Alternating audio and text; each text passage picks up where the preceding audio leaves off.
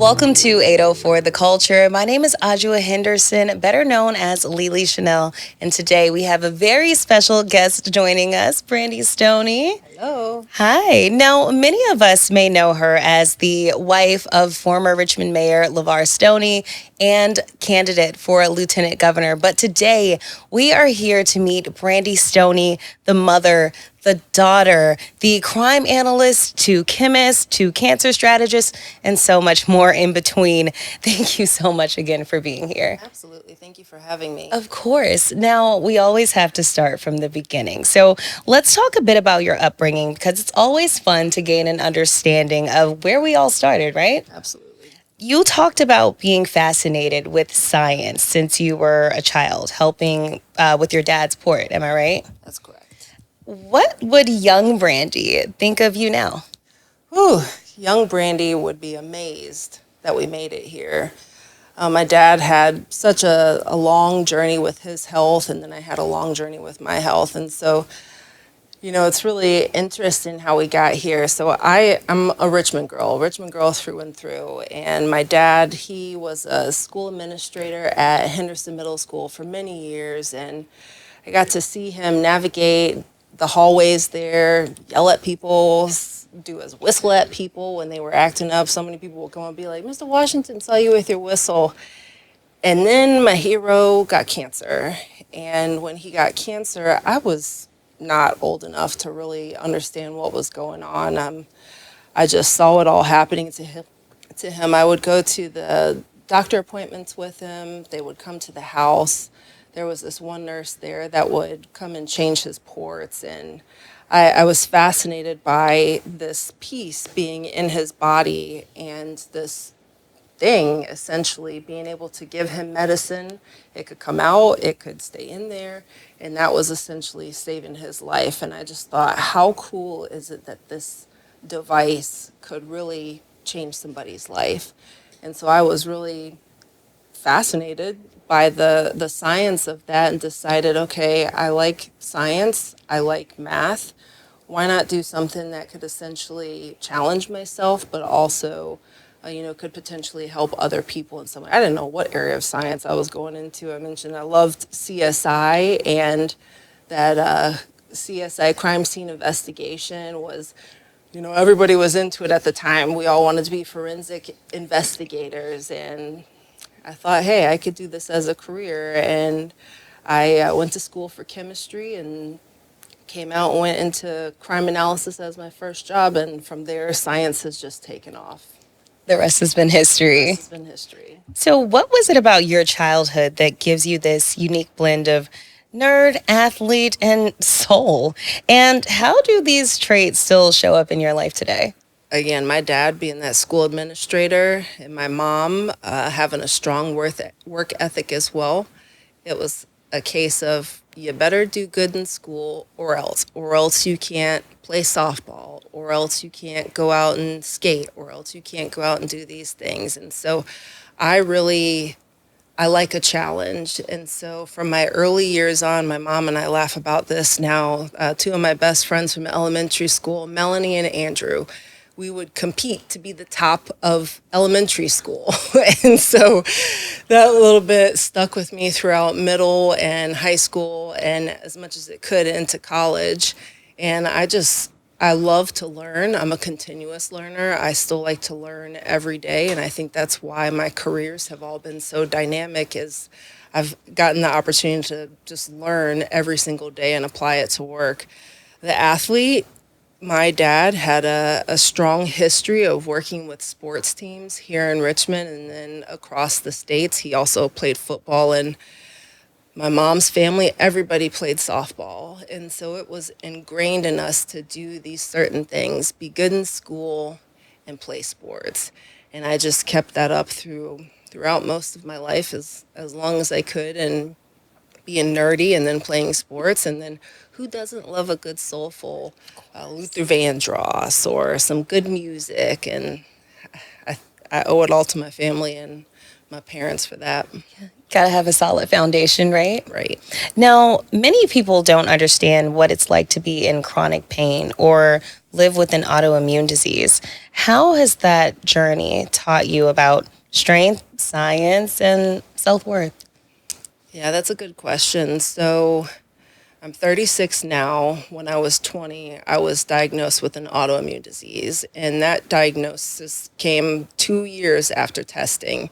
So I'm going through college at that time, and I'm trying to get some answers of why I was able to 1 week play softball, do all these things in the gym, and then the next week I could barely walk. And once I hit that point of I'm in pain every day and the doctor says this is not normal, it started this journey of what what's going on? What's going on with my body? What's going on with my mind? And so I before that I didn't know that it was not normal to be in pain every day. I just always thought a million things have to go right in your body.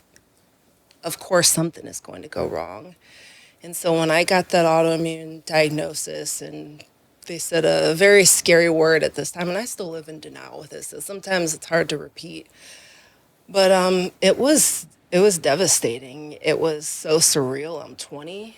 It looked like, how am I ever going to work? Will I have to be on disability? I can barely lift my arm. I can barely walk. My mom, she had to push me up the stairs of our house at the time. I had to change. I mean, it's tough. And so living with the chronic disease and chronic pain, it, like so many other things, doesn't just impact you, it impacts the people around you. And it it's hard to, get up every day, and it's hard to not go into a very depressive state and to keep moving on. And again, my dad being my hero, I thought, man, this guy, he could fight cancer. I could fight through this. I didn't know what it was, but when my doctor told me, Brandy, you need to do something or you're going to die, I thought, lady, you need to tell me what to do. I thought that was her job, but she really hit home with me, and you are also responsible for your health and well-being. And that's something I find so important to today. We have to be our own advocates. Sometimes you have to do your own research, but you really have to change your mindset too, and just know that you've got faith and you can get better, whatever better may look like. And sometimes better is still tough, but it is better than the worst. And you are the definition of resilient. Seriously. Now, you attended Randolph-Macon for undergrad and then University of Richmond for your MBA, right? That's correct. Now, you have an amazing career. You became a crime analyst, a chemist, a cancer center program management, a lot of things in between that, right? Right. Let's talk about that and explain to us how each chapter kind of led into the next thing. Absolutely. It was all about being a boss babe. It's all about being a boss babe. So one of the coolest things that I've ever done in my life was work as a crime analyst at Richmond Police Department. And this was really when I thought I wanted to go into forensic investigation and be that science guru and solve all these crimes. And then I found crime analysis, which is totally different from the forensics unit. So crime analysis basically looks at the data from every crime or report that is completed, and then there's some predictive pieces to it. There's some reporting that goes to different external agencies, and I was really young at the time, and so I thought that this was so cool. I get to support not only the police department. Some of my work was presented to FBI and DEA, and we rolled in some other software integrations and upgrades that really helped us do a lot more analytical work. And so that was fascinating. And then, you get to a part where you're like, I want more, and I want to be with bigger company, and I want all these other things. And so I thought, let me go get more experience. And so I worked at a startup pharmaceutical company doing research and product development. I worked at an oil additive company here in Richmond, doing product development and research. And then I moved to my other company. I was with Altria for 10 years and had a phenomenal career. I started in manufacturing and e-liquid flavor development there, which was really cool because there is a liquid flavoring on every product that they make. And I did not know that before starting there. I worked in procurement, so negotiating contracts both nationally and globally, and then helping manufacturing with quality inspections in China. We did some work with London and some different consultants there. And then I got to support our network of warehouses across the United States before then going into regulatory affairs, where it was essentially preparing reports that would go to FDA and all that technical stuff. But I'm wanting to be a boss babe. I thought that I was going to be a VP by a certain age, and I had all of these different things that I wanted to check off. And so we're talking about like 2013 to really 2023 at that time. And so I wanted to be a VP and I wanted to do all these things, and I was killing it. I was roughly getting promoted every 2.5 years while I was there, and it was cool until my dad passed away in 2019 and COVID hit 6 months later in 2020. And when you're grieving and you hit a standstill, it really forces you to figure out what is important. And being a boss babe in that way of working to support other time zones or being on demand all the time, that just was not something that I wanted to do anymore. For me, I was burnt out. I'd already been sick. I'd battled this. Then I just lost my dad. Thank goodness for my mom because she was holding me together. But being a boss babe wasn't what I wanted to do. And so I took a year break. I'd met LeVar during this time. I was like, wow, I really need to figure out what I want to do with my career and my life. And health reared its face. Didn't know if I was going to have a child, but the only way that I was going to do that is if I was not in a stressful environment and really got the chance to focus on my health. So in a way, for a year, I put my career on pause, and it was so worth it. I had Sunday, my daughter, and then I found Massey within a month of having her, and it has been really cool to get back into working and looking at something not necessarily corporate-ish, but still feeling like a boss babe and that life is full circle. I get to work on programs that help save lives and bring different education programs to places that may not normally have the opportunity to focus on cancer research or clinical trials, and that is extremely rewarding. And so I feel career babe coming back in, but I don't need to chase it now. Yeah, you've got it. And you've had such a colorful career. And at just 36, that's amazing. And our deepest condolences about your father as well. Thank you. Now, you've seen the healthcare system inside and out. Why do you feel that it's important to advocate for minority and women's health research, and especially now with potential funding cuts? Great question. I'll say this in a two-part way. I feel that I am very fortunate because the set of doctors that I have right now are phenomenal. I don't know that I would have said that maybe 10, 15 years ago, but in that I've learned to advocate for myself. I've learned to do the research and be able to say, maybe this is something that we need to consider. I know how I feel inside and being able to advocate that way. I think what we really lose a lot in the healthcare system, or maybe what we don't think about, is being your own advocate, understanding all the different terms. That is tough. We don't have the resources to be able to relay all of these different terms, to talk about the tests that people need. Now, there's the whole aspect of health insurance and health coverage and what that looks like. And so, I think about how much it costs to have a child, and while it is wholly worth it, it is also wholly expensive. And so, I see some of my friends that have had very different experiences than I did. I had nausea and all the rest of that fun stuff all the way through 9 months, and high blood pressure. And again, I had a great team of doctors, but I read a lot. I saw friends that did not get the same experience that I did. And I think it's tough because The system is not necessarily made for you to go in and do it without advocacy or do it with ease. And I think there are many ways that we could help that. One being research. Sometimes these issues are purely genetic, and if we don't do research either on minorities or women, then we won't know the genetic differences and the genetic causes in some of these issues. And so I can't stress enough how important it is that we look at all types of people in clinical trials and research. Definitely. And speaking of healthcare, motherhood, your daughter, Sunday, she is such a cutie pie. She's wild and fun. Yeah, and she's truly a miracle Cool. after your battle with endometriosis. And I truly appreciate you for being so open about that. Can you tell us something about motherhood that you've learned that life probably never could have taught you? Yes, and if I could do it without getting teary, that will be a miracle also.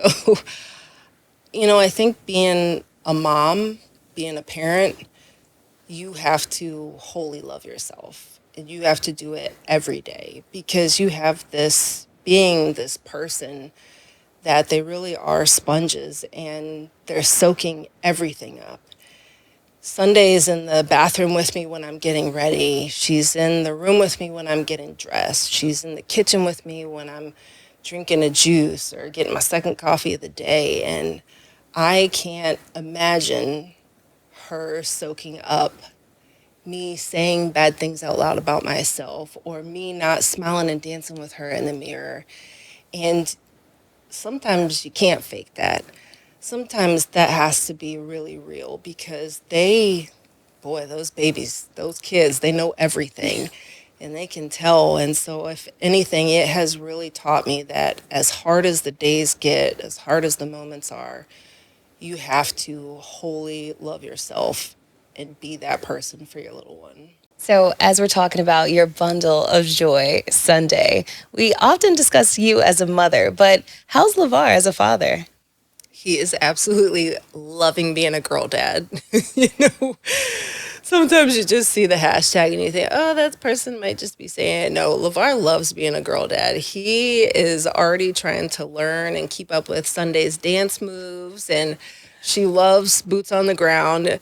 She's got her little fake fans. Everything at this point becomes a fan. The measuring cup, her shoes, a towel, and he jumps right in. So he learned the dance and he's trying to take her through it. Sometimes he's doing it next to her, sometimes picks her up and kind of sways her around. And I think he truly loves being a girl dad, but it is really cool to watch that, watch the relationship grow, watch it from someone.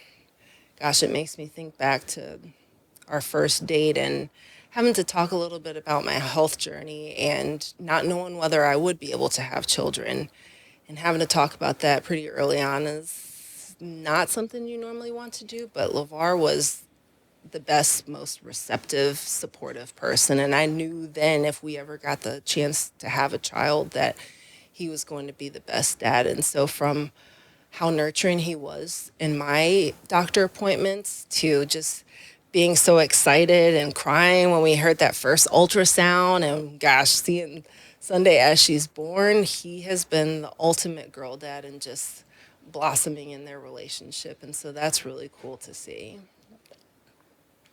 That is awesome. And I'm going to actually take that note as far as picking up anything as a fan. Yeah, because right now I'm at the point where I only use a fan or a napkin, but a ruler definitely might help. A ruler, anything that kind of clacks. Yeah. Yeah, you can learn a lot from kids. You can. Brandy, as a wife of a public servant, I know you're also his biggest cheerleader. So tell us why you believe that LeVar Stoney should be Virginia's next lieutenant governor. Absolutely. I think in this era, we need somebody with heart. We need somebody with fight. We need somebody that is proven to get the job done. And I know that is LeVar. I know that is my husband. I know that when he was mayor, he came home and those issues that were brought up during the day, we talked about them. The people that we met at different festivals or in the grocery store, or sometimes in a different state, when they came with an issue, that came home. And then, of course, we talked about it, and then that went back to work and he figured it out. But that person, that story, that problem, it wasn't something that just stayed in that conversation. He always made each person's problem his own and tried to figure out how to help fix this solution. So he had, I think, the biggest heart and always will have the biggest heart. And I think he has a lot of fight in him. You've probably seen a lot of his videos where he's like, I'm going to be this person doing this, and I'm going to do. He means that. He's fought for so many different things within the city, whether it be opportunities to bring companies here, to get different jobs for people, whether it be working on affordable housing, whether it be just things with city council or external or internal organizations. He fights to do the things that people need that are right and get the job done. Then I think the experience, the qualifications, I don't even need to name those. He has done a lot of things from, gosh, the time he was in college and just running there to now running for lieutenant governor and having finished his 2 terms as mayor. I think that he is, I wouldn't want anybody other than him to be it because I know those qualities that I want in somebody. And there are a lot of great candidates, just generally great people running. But there are certain things that I would want to see in my lieutenant governor, and I think he's got them all. Definitely. Now, let's get a little bit deeper into the family structure. You described marrying Mr. Stoney as totally unique while he was mayor. What's one thing that people don't understand about being the partner to a public figure? Whew, yeah. I think that there's, it's easy to make assumptions. You see political figures, you see political couples, you see headlines, you see maybe things that they do in the news, and it's easy, so easy to form an opinion on those things and create your own narrative. And so I think one of the things that's the hardest is there is a human behind all of this. The other hard part is it is very difficult sometimes when you are maybe not necessarily outspoken, but you do like to be heard. You worked really hard to get where you are and you want people to value your opinion. It is very hard to see all this stuff on social media or even sometimes the news and not be able to express myself like I would with a group of girlfriends. And so it may seem as if it's easy to just navigate these waters. It's not. This is one of the most difficult out of the top 3, 4, 5 difficult things that I've done in my life, but it is so worth it. So I think just knowing that there's a human, having to hold your tongue sometimes, and then also there's always the risk of a security problem.